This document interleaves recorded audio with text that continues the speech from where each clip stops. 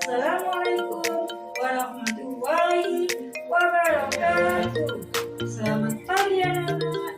Bagaimana kabarnya hari ini? Alhamdulillah, luar biasa. Yes. Sebelum kita belajar, mari kita berdoa terlebih dahulu.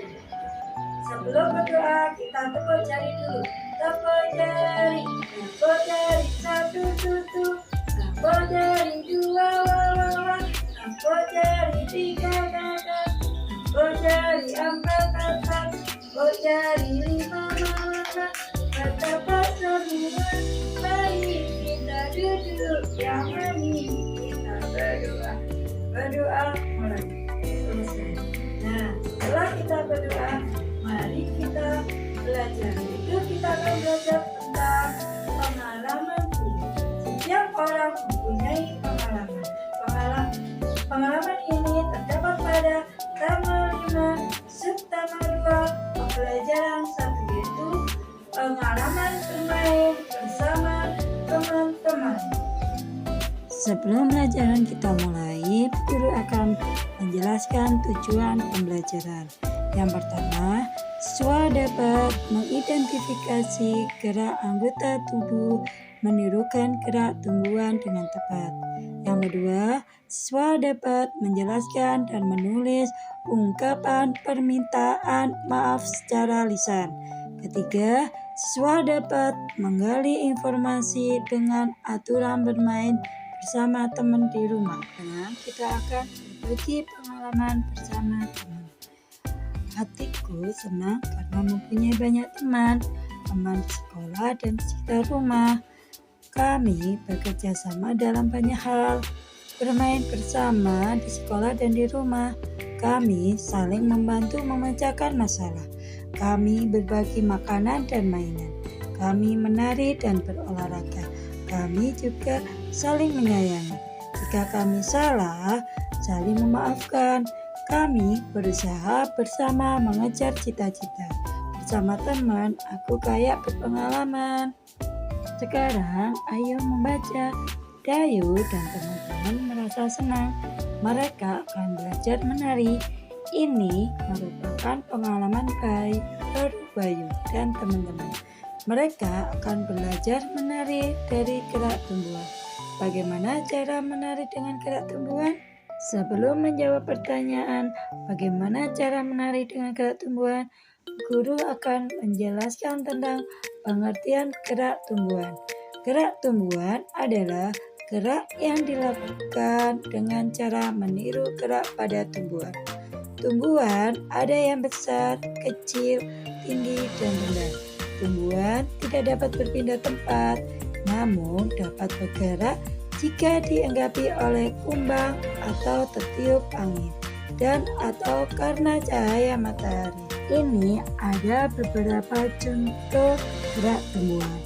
Bunga tumbuh mengucup lalu mengembang, tangkainya berayun-ayun jika dienggapi kumbang. Itu biasanya terjadi pada tangkai bunga mawar. Tumbuhan bergerak miring jika ada angin besar. Ini contoh dari gerak daun kelapa yang terhembus angin. Setelah mendengar contoh gerak tumbuhan tadi, coba anak-anak sebutkan gerakan tumbuhan yang lain. Tapi sebelum itu kita perhatikan Beni dan teman-teman mencoba gerakan tumbuhan. Yang pertama, gerak tumbuhan merendah. Kaki Doni direntangkan ke bawah dan ditekuk. Kedua, gerak tumbuhan meninggi. Tangan Doni dan teman-teman diangkat ke atas. Ketiga, gerak bertangkai lebar, yaitu tangan Doni dan teman-teman direntangkan ke kanan dan ke kiri. Yang keempat, gerakan tangkai berayun-ayun. Tangan Doni dan teman-teman direntangkan kanan ke kiri lalu ditekuk ke bawah. Gerakan kelima, menjulang ditiup angin, yaitu tangan Beni dan teman-teman diarahkan ke atas lalu digerakkan ke kanan dan ke kiri. Gerakan keenam yaitu gerakan mengucup, yaitu tangan Beni dan teman-teman diarahkan ke bawah dan ditaruh di depan dada. Ini contoh gerakan tumbuhan yang dipraktikkan Ben dan teman-teman. Sekarang kita ayo mengamati. Ibu guru mencontohkan gerakan tanaman.